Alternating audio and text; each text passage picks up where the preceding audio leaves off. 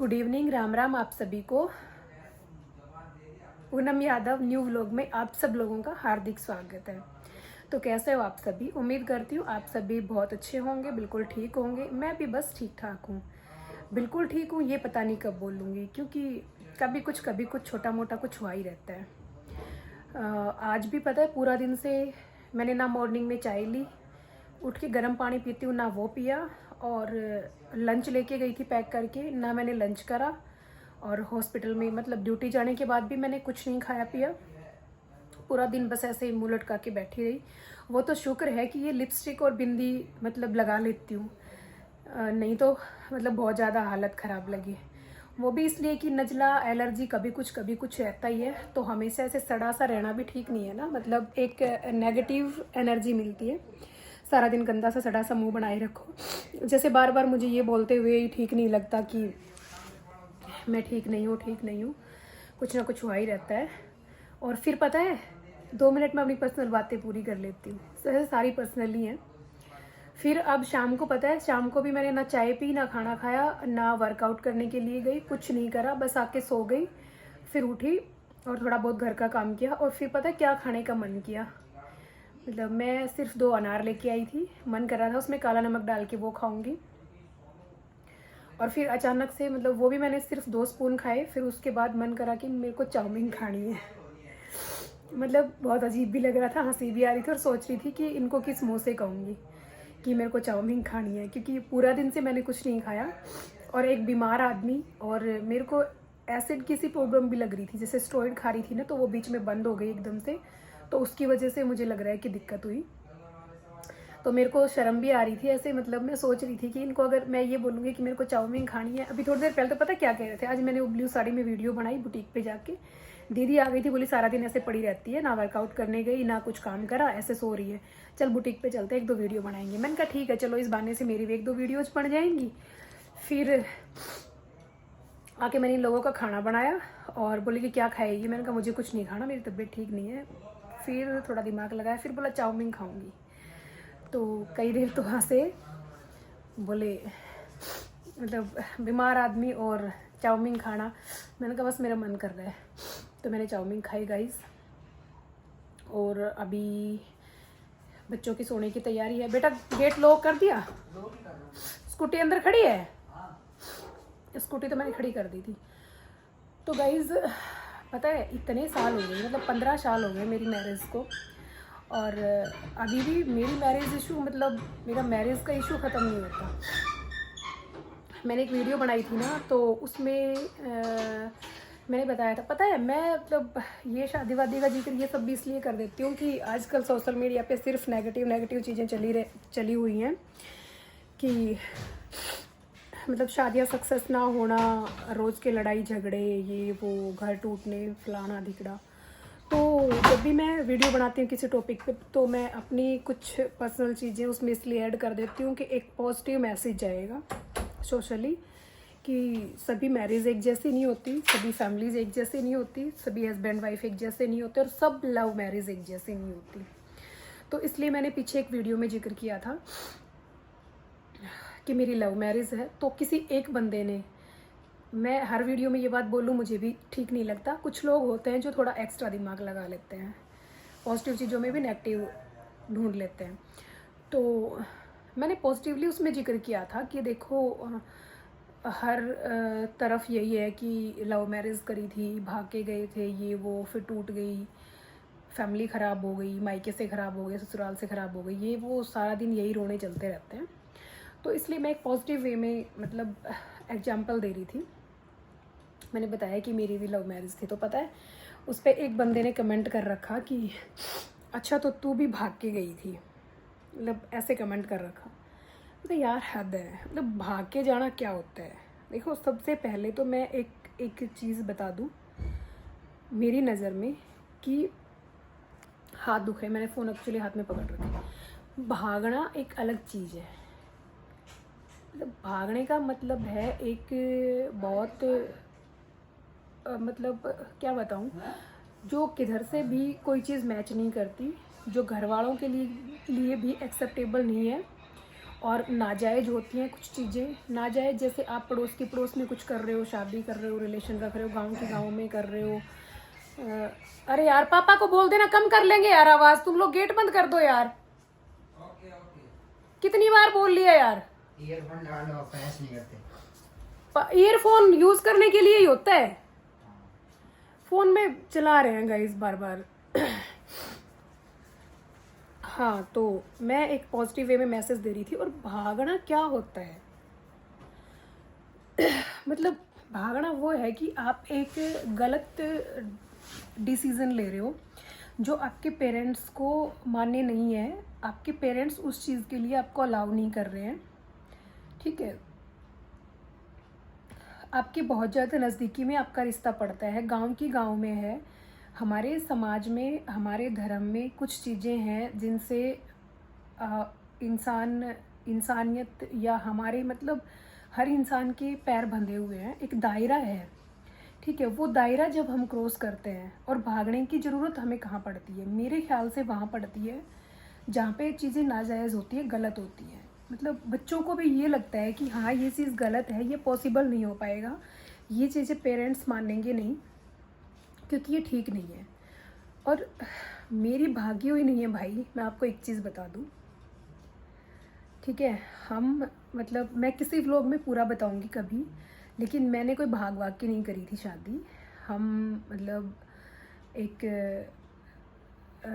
मेरी और मेरे हस्बैंड की, दोनों की तरफ की, दोनों फैमिली की मिली जुली वो रिश्तेदारी थी। जहाँ पे हम लोग गए थे वहाँ पे हम लोग मिले थे, और वहाँ मिलने के बाद हमने अपने अपने पेरेंट्स को बताई थी।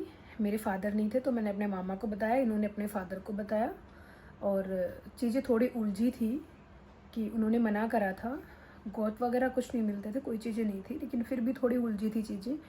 लेकिन जैसे तैसे करके हमने अपनी फैमिली को कन्वेंस करा, कोई भागे वागे नहीं थे। 5-6 महीने हमारी एंगेजमेंट हुई। मेरी एंगेजमेंट में तो 14-15 साल पहले 35-36 लोग आए थे, जिसमें लेडी थी 15-16 जेंट्स थे, ठीक है। और बहुत शौक से, बहुत खुशी से, मेरी ननद, मेरे देवर, मेरी पूरी फैमिली, मेरी बुआ सास, मतलब पूरी फैमिली बहुत रंगचाव से सब करके गई थी। और 5-6 महीने वो रही। इस बीच भी मैं अपने mother in law, father in law सबसे मिलती थी, और तकलीफ़ में भी वो काम आते थे जब भी ज़रूरत होती थी। और मैं आपको बताऊं अपनी लव मैरिज का एग्जांपल, हम लोग इतना लड़ते हैं, एक सेकंड हम लोग मतलब बिना लड़े नहीं रह सकते। अभी भी मैं ब्लॉग बना रही हूँ, मैंने बोल दिया इतनी बात पे हम लोग चिटपिट शुरू हो जाएगी, लेकिन हम लोग आधे घंटे से ज़्यादा बिना बोले नहीं रहते। जब अगर कोई झगड़ा देख लेना तो यूँ लगता है कि ये इसको मारेगा, ये इसको मारेगी, मतलब काट मार मच जाती है। मेरा मतलब इस पे भी कुछ गलत मत लिख देना गाइस, मतलब बहुत ज़बरदस्त वाला लगता है कि हाँ बहुत ज़्यादा गुस्सा कर रहे हैं, बहुत ज़्यादा लड़ रहे हैं, लेकिन दूसरे ही क्षण में वो चीज़ें सिंपल मतलब नॉर्मल हो जाती है, लेके नहीं बैठते किसी भी चीज़ को, ठीक है। और जितना हम लोगों ने मतलब लड़ झगड़ के वो चीज़ें करी थी, मैंने एक मेरा जो जोश ट्रैक पे इंटरव्यू आया था उसमें मैंने बताया भी कि हमने बहुत चीज़ें, बहुत रिस्पॉन्सिबिलिटी अपनी निभाई है। मैंने अपनी दोनों फैमिली की निभाई हैं। इसको भागना नहीं कहते गाइज। कुछ इशू थे वो कभी मैं रखूँगी आप सब लोगों के सामने, नेक्स्ट व्लॉग में रखूँगी। आप सब लोग मैसेज करना, अगर आप लोग जानना चाहते हो तो मैं ज़रूर लिखूँगी। तो भाई जो आपने मैसेज करा कि तू भी भाग के गई थी क्या, तो मैं भाग के नहीं गई थी। मेरे पति ने और मैंने मतलब छोटा मुँह बड़ी बात, जितनी रिस्पॉन्सिबिलिटी हमने निभाई है ना, आपकी जो सोच है वो मैसेज में दिख रही है, आप नहीं निभा सकते। मतलब हर कोई नहीं निभा सकता, सीरियसली बताऊँ तो। हमने बहुत मतलब अपने रिश्ते के साथ भी मतलब क्या बताऊँ, मैं आपको अच्छे से एक्सप्लेन नहीं कर पा रही हूँ। अपनी दोनों फैमिली को एक साथ रखने के लिए, उनको सेफ रखने के लिए, उनकी केयर करने के लिए, उनकी देख रेख के लिए हमने भी बहुत सारी चीज़ें कॉम्प्रोमाइज़ करी। रिश्ते में कॉम्प्रोमाइज़ नहीं करा, बस कुछ एक चीज़ें होती हैं, जैसे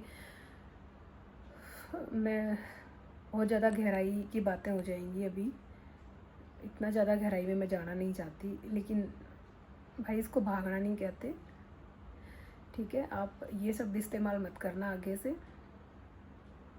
बहुत राजी खुशी सबके सहयोग से, सबके साथ से मेरी मैरिज हुई थी, और मैं अपना एग्जाम्पल हर बार इसीलिए देती हूँ कि हर लव मैरिज अधूरी नहीं होती, टूटती नहीं, और हमने अपना हर फ़र्ज़ निभाया, हर फ़र्ज़ अदा किया।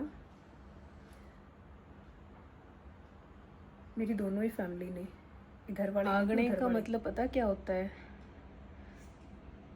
सबकी नाक कटवा के चले जाना, सबकी इज्जत पैरों तले कुचल के चले जाना, अगले पिछले यारे प्यारे माँ बाप किसी की इज्जत की परवाह ना करना, जबकि हमने दो दो परिवारों की इज्जत रखी, साथ मिल के रखी।